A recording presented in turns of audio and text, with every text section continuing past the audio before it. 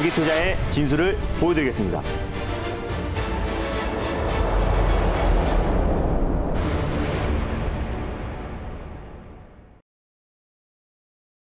네, 여러분 안녕하십니까. 오늘도 힘차게 달릴까 말까 시작하도록 하겠습니다. MBN골드 김준호 매니저와 함께하겠습니다. 매니저님 안녕하십니까? 네, 반갑습니다. 네.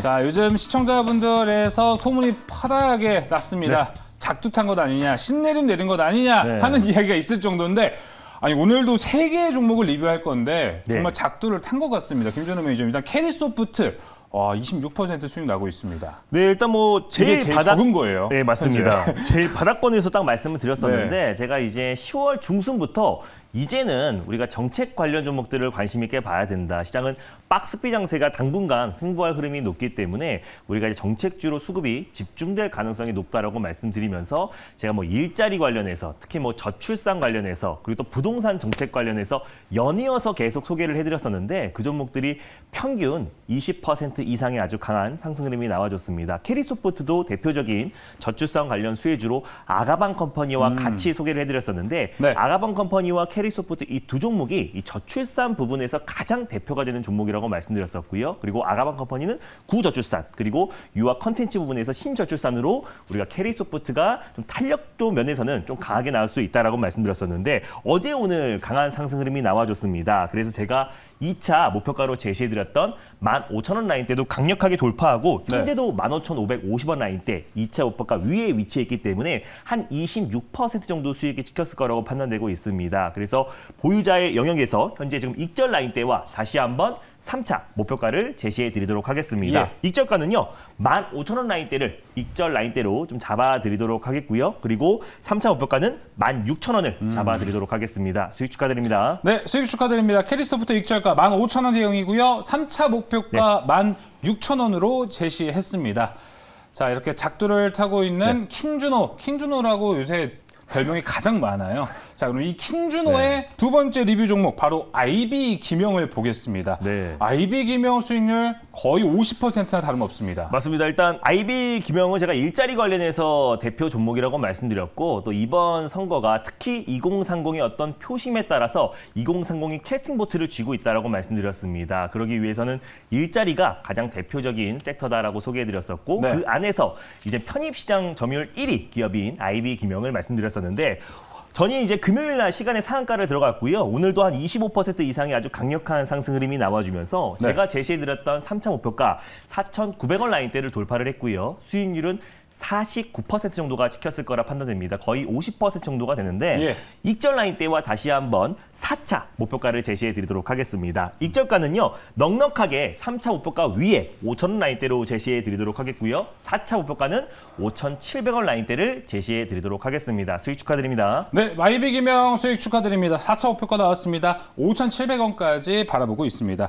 자, 이어서 28%의 또 어마어마한 수익률을 기록하고 있습니다. 바로 NX의 리뷰도 들어가겠습니다. 네, 일단 뭐 에덴엑스 같은 경우는 이제 부동산 공급 관련해서 정책주로 소개를 해드렸어요. 그래서 사실상 여야를 막론하고 부동산 공급이 가장 핵심이기 때문에 우리가 NX는 같이 좀 수혜를 받을 수 있을 것이다라고 말씀드렸었는데 안정적인 추세 상승 흐름이 나와주고 있습니다. 사실 인물주들은 금요일날 변동성이 굉장히 컸었는데 정책주도 마찬가지였습니다. 다만 NX 같은 경우는 부동산 공급 관련해서는 가장 최대 수혜 종목이고 또 주방 특화 관련돼서 사실 국내 주방 가구 3대 업체 중에 한 곳이 NX라고 소개해드렸습니다. 당연히 홀딩 관점으로 보셨으면 좋겠고요. 익절 라인대와 3차 목표가를 제시해 드리도록 하겠습니다. 익절가는요. 3,000원 라인대 넉넉하게 제시해 드리도록 하겠고요. 3차 목표가는 3,400원 라인대를 제시해 드리도록 하겠습니다. 수익 축하드립니다. NX도 수익 축하드립니다. 3차 목표가 3,400원 나왔습니다.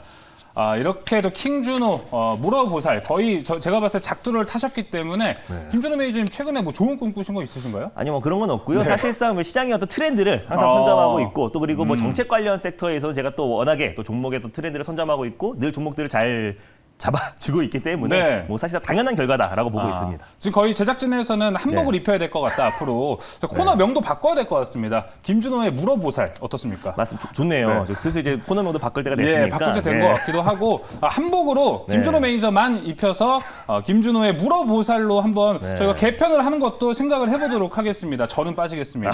네. 자, 그러면은 김준호의 물어보살이 되기 전 김준호의 달릴까 말까 오늘의 맞습니다. 첫 번째 섹터 만나보겠습니다. 네, 여전히 뭐 정책 관련 섹터들은 관심 있게 봐야 됩니다. 네. 그래서 다시 한번 부동산 정책 관련 섹터를 첫 번째 섹터로 준비했습니다. 자, 김준호 도사가 부동산 정책을 가지고 왔습니다. 자, 그럼 부동산 정책은 이 시점에서 달려야 할까요? 말아야 할까요? 달릴까 말까? 매니저님의 선택은? 지금은 비보입니다. 자, 귀신같이 비보로 딱 사인을 바로 주셨습니다. 네. 자, 그럼 부동산 정책은 항상 비보였기 때문에 어떤 섹터, 그 안에서 방향성을 잡는 게 중요하겠죠? 뭐 NX 덕신하우징 말씀드렸을 때는 달리자라고 말씀드렸었는데 지금 비보로 말씀드린 거는 사실 오늘 부동산 정책 관련 종목들이 뭐 20% 또는 뭐 상한가까지 안착한 상태예요. 예. 그 상황에서 지금 들어가기에는 사실 리스크 관리 차원에서 좀 위험한 부분이기 때문에 우리가 좀 선별적으로 대응하자는 의미에서 좀 비보로 말씀드렸었고 특히 정책에서 부동산 정책만큼은 또 이재명 후보의 또 1호 공약이고 또 윤석열 후보의 1호 공약으로 될 가능성이 굉장히 높기 때문에 우리가 비보 또 선별적으로 대응하자는 의미에서 비보로 말씀드렸습니다. 네, 이제 대선 레이스도 본격적으로 시작이 됐기 때문에 부동산 정책에 관해서 이제 관망하기보다는 직접 한번 접근을 해보는 것도 좋을 것 같습니다. 자, 그럼 부동산 정책에서는 오늘 어떤 종목을 가지고 나오셨나요? 네, 일단 NX와 그리고 덕신하우징의 후속주를 가져왔습니다. 바로 히림이라는 종목을 첫 번째 종목으로 소개해드리겠습니다. 히림, 오늘의 첫 번째 종목이 공개가 됐습니다. 자, 히림 사실 저는 좀 생소한 종목이긴 한데요. 현재가 살펴보면서 히림의 현재 흐름은 어떤지 보겠습니다. 자, 오늘 부동산 정책 관련주로 히림을 가지고 나왔습니다. 근데 16%대 강세입니다. 현재 7,600원대 움직이고 있습니다. 네, 일단 지금 바로 상승 그림이 나준 것 같아요. 그래서 다시 한번 제가 가격 전략을 제시해 드리도록 하겠습니다. 일단 히림은요, 1970년대에 설립된 50년 넘은 업력을 가진 기업이다라고 보시면 될 것 같습니다. 특히 국내 건축 설계 관련해서 독보적인 기술력을 가지고 있는 기업이다라고 보시면 될 것 같은데 히림 같은 경우는 뭐 스마트 시티 구축 관련해서 또 테마파크 구축 관련해서 특히 뭐 아파트 대단지뿐만 아니라 전 세계 공항 설계 관련해서 2위 업체다라고 보시면 될 것 같아요. 국내 뭐 인천공항뿐만 아니라 뭐 제2신공항 우리 후보지가 9곳이나 된다고 말씀드렸습니다. 그래서 사실상 제2신공항 건설의 가장 큰 수혜주가 덕신하우징과 히림이라는 종목이 된다라고 보시면 될 것 같은데 덕신하우징 같은 경우는 공항 구축의 가장 대표라고 할 수 있는 데크 플레이트를 공급하고 있는 기업이고요. 히림은 공항을 설계하는 기업이다라고 보시면 될 것 같습니다. 그리고 뭐 새만금 신공항, 그리고 제주 제2공항,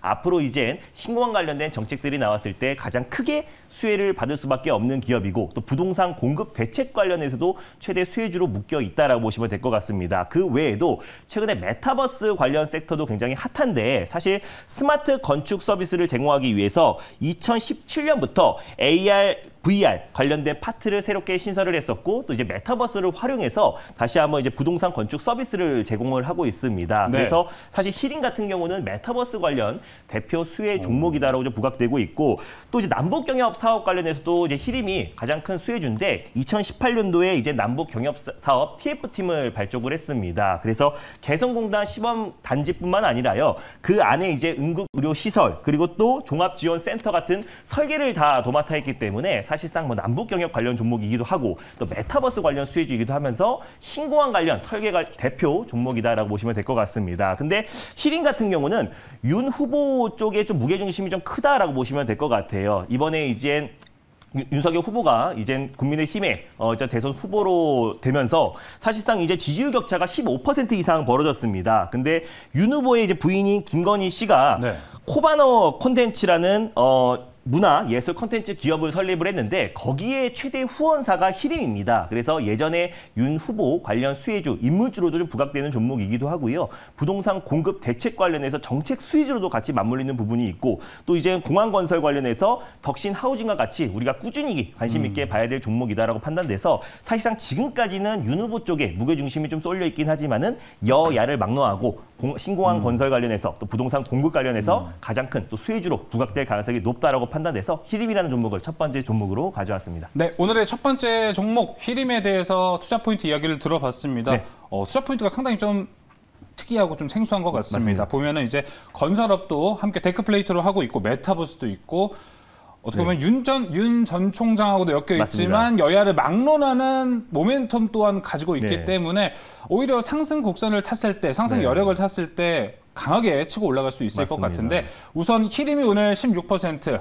네. 도사 김준호 님도 당황할 정도의 오늘 상승률인데 어떻게 대응하는 게 좋을까요? 뭐 히림은 사실 이제 뭐 네. 평창 올림픽 주경기장뿐만 아니라 뭐 공항 그리고 또 이제 많은 이제 건설을 설계를 참여한 기업이다라고 보시면 될 것 같습니다. 그래서 스마트 시티 구축에도 가장 대표가 되는 종목이 히림이다라고 보시면 될 것 같고 일단 이제 16% 이상 이제 상승이 나와준다고 했을 때 아까 제가 10%대에서 사실 이제 원고를 보냈습니다. 그래서 약간 좀 조정시 매수의 관점으로 접근하셨으면 좋겠어요. 그래서 7,500원 밑으로 좀 내려왔을 때 좀 1차 매수의 관점으로 접근하시고 꼭 분할 매수의 관점으로 접근하셔야 되는 게 종목들의 변동성이 굉장히 좀 확대되고 있는 시점이기 때문에 꼭 이 분할의 관점으로 접근하셨으면 좋겠습니다. 그래서 손절 라인 때는 6,550원 라인대를 제시해 드렸는데요. 6,600원 또는 6,500원 후반 부근대에서 2차 매수의 관점으로 접근하시고 1차 목표가는 8,100원 돌파 시에 8,900원 라인대를 2차 목표가로 설정해 드리도록 하겠습니다.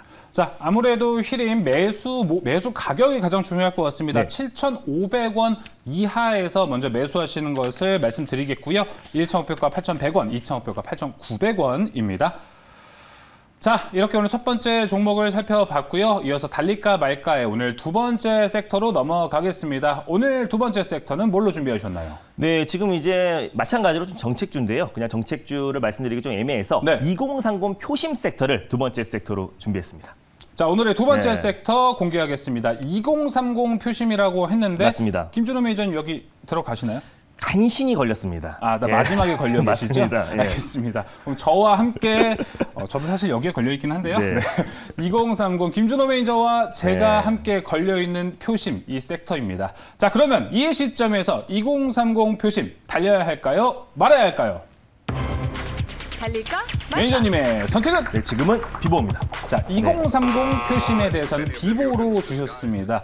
어떤 종목도 갖고 왔을지 궁금하고 어떤 포인트를 잡으실지도 궁금합니다. 네, 일단 뭐 국민의힘 경선 결과가 나온 이후에 뭐 2030 관련해서 지금 청년 세대들이 지금 이탈 현상이 계속 나와주고 있어요. 그리고 특히 윤 후보나 또 이재명 후보나 마찬가지로 2030 관련해서 이제 낮은 표심이 나와주고 있습니다. 그래서 당연히 2030 표심 쟁탈전이 앞으로 계속해서 지속될 가능성이 높고 그게 바로 곧바로 정책으로 이어질 가능성이 높다라고 판단이 됩니다. 특히 2030이 예전보다 훨씬 더 지금 뭐 대권이라든지 또 그리고 정치에 많은 참여를 하면서 이번 대선에도 2030이 캐스팅 보트를 쥐고 있다라고 보시면 될 것 같습니다. 그래서 2030을 공략할 또 정책들 또 세부적인 강력한 정책들이 앞으로도 계속해서 쏟아져 나올 가능성이 굉장히 높고 본격적인 정책 대결이 시작될 가능성이 높다라고 판단되고 있는데 그 안에 또 많은 섹터들이 있기 때문에 우리가 좀 선별적으로 대응하자는 의미에서 또 그리고 이미 급등 시세가 연출된 종목들도 많아서요. 비보로 말씀드렸습니다. 자, 2030 표심에 대해서 일단 비보로 사인을 주셨습니다. 자, 그러면은 현재 2030 표심에서 오늘 어떤 종목을 가지고 나오셨나요? 네, 2030 표심을 잡기 위해서는 뭐니 해도 일자리고요. 일자리 관련해서 대표 종목으로 제가 IB 김영을 가져왔는데 IB 김영의 후속주를 가져왔습니다. 바로 IB 김영의 후속주인 위즈코프를 두 번째 종목으로 소개해드리겠습니다. 자, 오늘 두 번째 종목 위즈코프입니다. IB 김영, 제2의 IB 김영이라고 소개를 했는데 맞습니다. 오늘 오프닝 때 리뷰 때 IB 김영의 수익률은 50%에 가까웠습니다. 맞습니다. 그럼 제2의 IB 김영 위즈코프도 이제 노려볼 텐데요. 위즈코프의 현재 흐름 먼저 살펴보겠습니다. 2030 표심을 잡기 위한 이제 일자리 위즈코프를 말씀해 주셨고 오늘 3.26% 현재 상승하고 있습니다. 3,645원에 거래되고 있는 위즈코프입니다.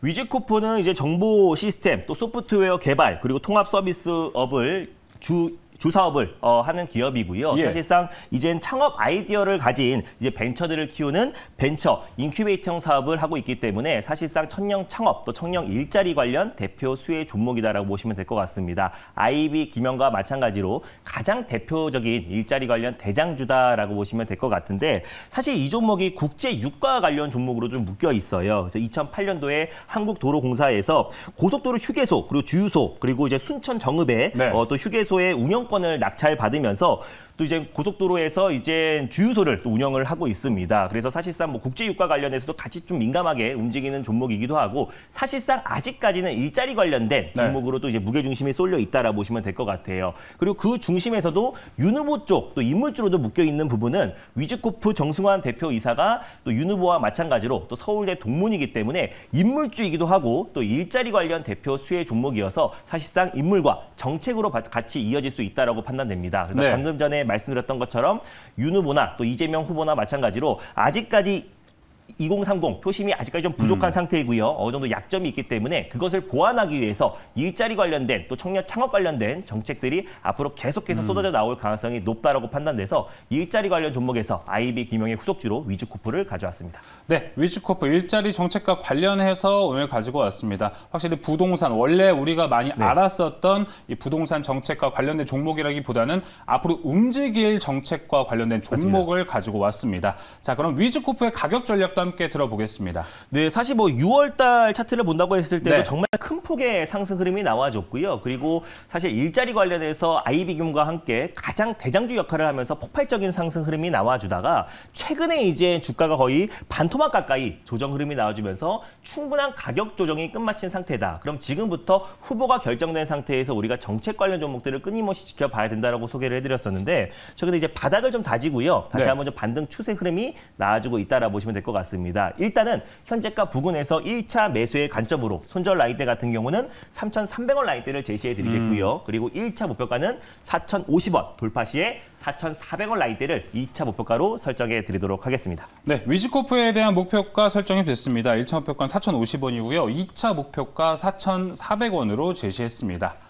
자, 이렇게 오늘 두 가지 섹터 어떻게 보면은 모두 이제 정책과 관련된 종목이었는데 사실 이제 대선까지를 위한 마지막 레이스가 오늘부터 시작이라고 봐도 무방합니다. 앞으로 봤을 때 정책 관련주는 어떻게 대응하는 게 좋다고 보시나요? 일단은 인물주에서 정책으로 수급이 넘어가는 거는 당연한 거고요. 그리고 이제 가장 핵심이 될 수 있는 정책들을 우리가 관심 있게 봐야 됩니다. 정부에서 어느 정도의 예산이 편성되는지가 가장 주요 포인트고요. 특히 뭐 부동산 정책이라든지 일자리 또 저출산 관련해서는 여야를 막론하고 핵심 정책으로 이어질 가능성이 굉장히 높기 때문에 제가 지금 소개해드리고 있는 섹터와 종목들을 좀 관심 있게 보셨으면 좋겠고요. 그 내용에 대해서 오늘 장 끝나고 4시 30분에 엠비엔골드 사이트나 또 유튜브 실시간을 통해서 자세하게 어떤 정책주에 대해서 다시 한번 소개를 해드리도록 하겠습니다. 어제 밤에도 한번 정책 관련해서 종목들을 소개해드렸었는데 오늘 일괄적으로 다 급등 시세가 연출되고 있습니다. 그래서 아직 출발하지 않은 종목들 위주로 오늘 장 끝나고 4시 30분에 엠비엔골드 사이트 유튜브 실시간을 통해서 많은 참여 부탁드리겠습니다. 네, 시간 한번 다시 한번 고시해 주시죠. 네, 오늘 장 끝나고요. 4시 30분에 오늘 엠비엔골드 사이트와 유튜브 실시간을 통해서 좀 많은 참여 부탁드리겠습니다.